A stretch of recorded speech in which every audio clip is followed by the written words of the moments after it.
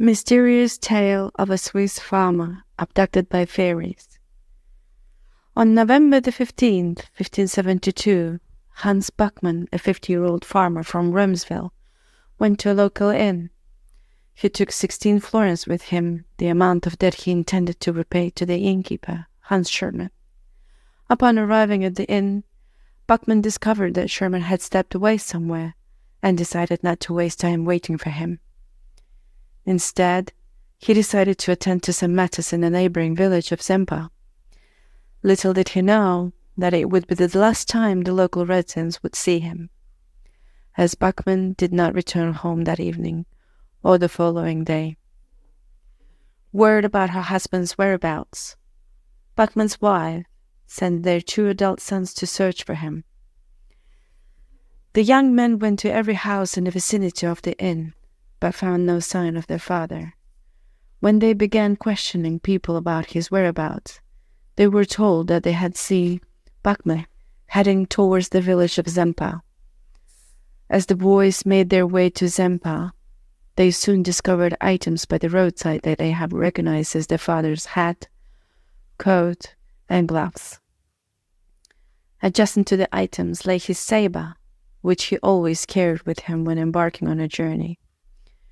Everything appeared as if someone had attacked Hans, but no traces of blood were found, and a quick search of the surrounding area yielded no sign of his body. After pondering the situation, Hans' son speculated that his cousin Klaus Buchmann might be responsible, as the two had long-standing feud. They approached the authorities and reported their father's disappearance, the discovery of his belongings on the road, and the suspicious regarding Klaus Buchmann. Klaus was arrested and his home was searched, but no evidence of his involvement in Hans' disappearance was found. Days turned into weeks, yet the case remained at a standstill. No one had seen Hans Buchmann alive, and his remains were not found.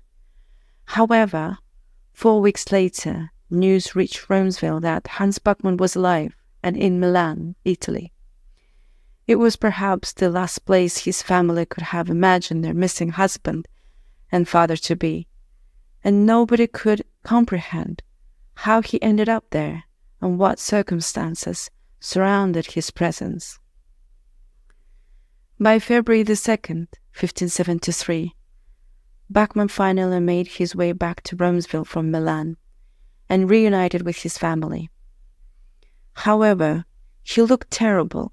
All the hair on his head had inexplicably fallen out, and his head was painfully swollen, as if he had been severely beaten.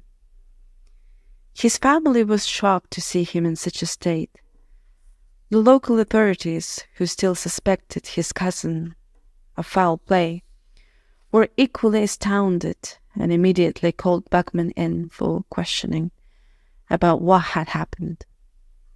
Renward Saysat, the town chronicler, was present as a witness during the interrogation. The story told by Hans Buchmann proved to be incredibly strange. He recounted that he had safely made his way from the inn to the village of Zempach, attended to his business there, and then spent some time at the local tavern. Hans claimed to have only consumed a small amount of alcohol before setting off for home in the evening. While walking along the road that passed through a forest, he suddenly heard a strange noise. Initially, he thought it was a loud buzzing sound of bees, but it soon transformed into an unusual music-like melody. He became frightened and began to feel disorientated, losing track of where he was and what he was doing.